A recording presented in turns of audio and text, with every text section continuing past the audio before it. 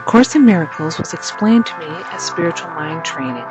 There are centers and study groups all over the world, but the book itself is a self-study guide to a totally different way to see the world. The Course focuses on love, forgiveness, and knowledge in a way that blends this new way of seeing with Eastern philosophies and some gnostic ideas with Christian terminology. Some of these ideas are not new, but they are blended in a way that helps the students awaken to the truth that this world is of our dreams and is not real. The path is through love, forgiveness, and training the mind to quiet the ego so the Holy Spirit can be heard. A Course of Miracles sees miracles as everyday occurrences, just as love is a miracle.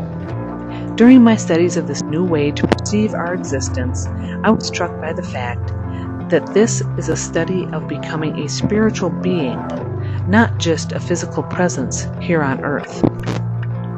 Just as most religious practices are not only dogma, concepts, and myths, A Course in Miracles holds a person's experience as a critical part of the process.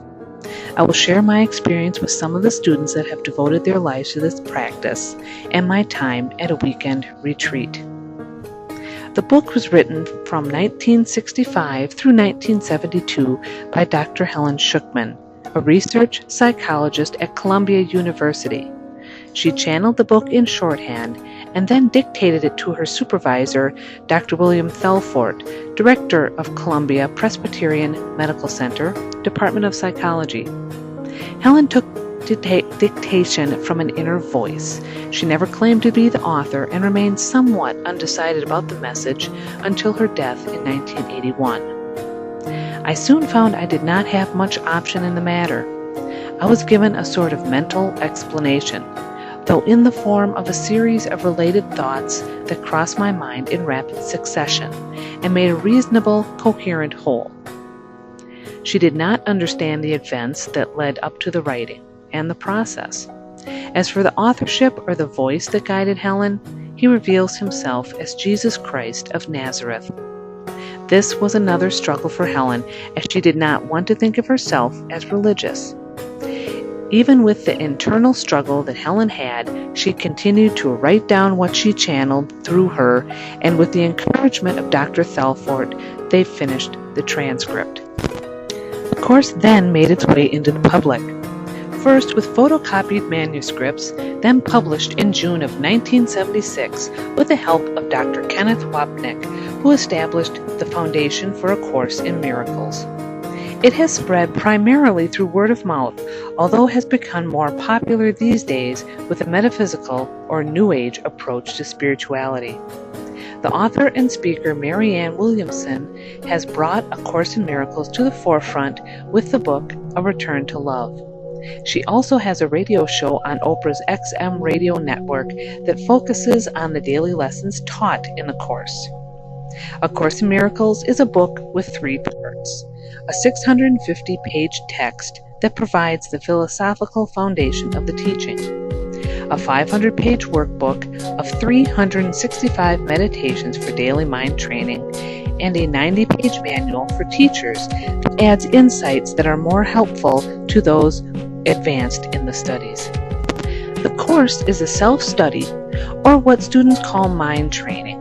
There are teachers and centers for studies, but no churches or hierarchy. The mind training is a daily discipline that focuses on seeing the world in a very different way and uses the vehicle of forgiveness to transform the self or to awaken. Daily readings and workbook exercises are recommended to spiritually awaken, as an untrained mind can accomplish nothing. In an interview, Dr. Kenneth Wapnick described A Course of Miracles as spiritual psychotherapy that comes to us in a Christian context.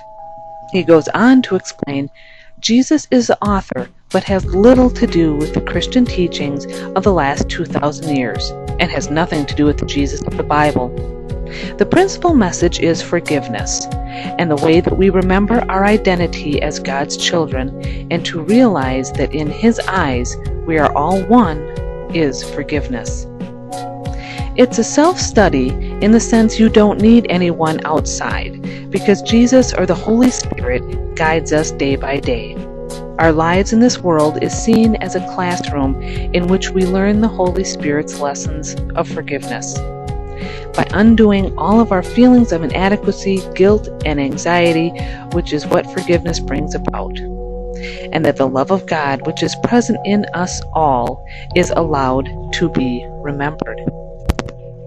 Although A Course in Miracles uses Christian terminology, the God they know is not the God of Judeo-Christian religions. This Course teaches that we are already in unity with God, and always have been.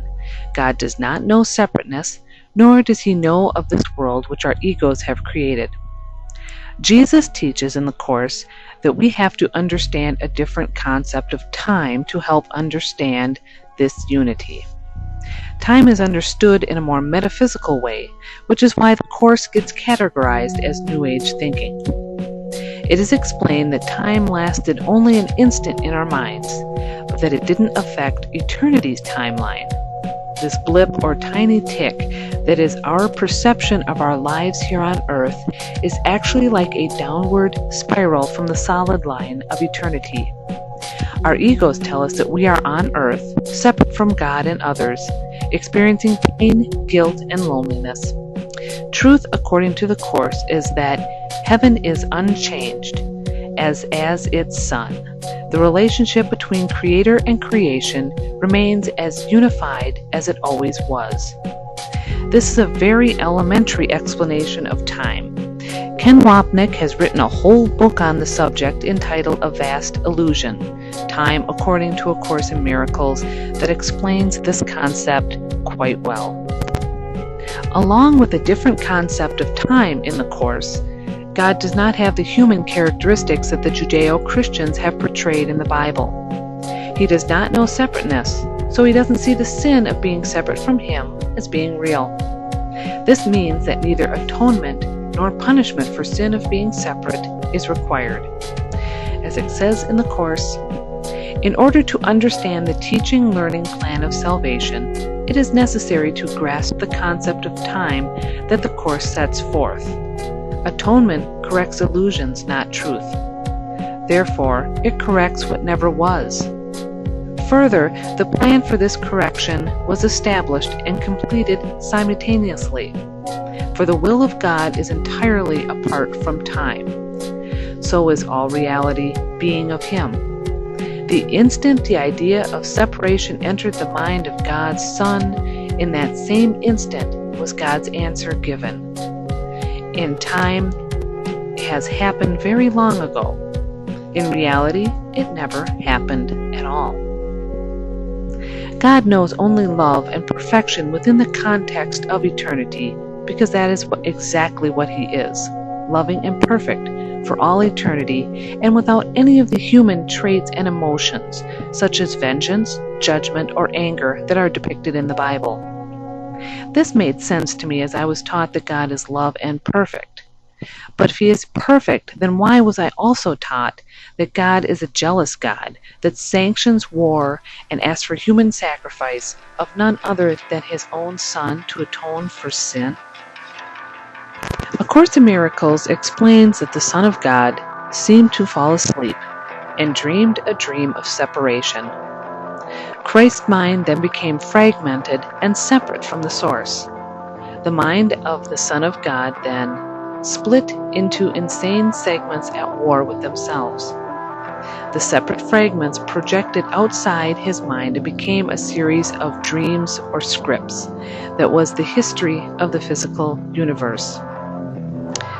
In the Course it says, "Into eternity, where all is one, there crept a tiny, mad idea, at which the Son of God remembered not to laugh.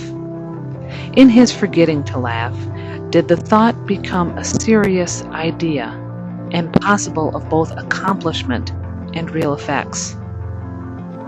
Now the question that is most asked, and that I had, was how could the perfect Son of God have this crazy idea of separation, and how are we living in it if God has already corrected it?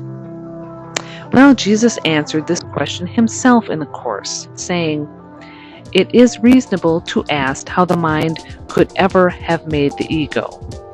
In fact, it is the best question you could ask. There is, however, no point in giving an answer in terms of the past, because the past does not matter, and history would not exist if the same errors were not repeated in the present. We could think about it this way. Why worry about how and why the separation happened in the distant past when you are still making the same choice to be separate in the present? Jesus also says, the ego will demand many answers that this course does not give. It does not recognize as questions the mere form of a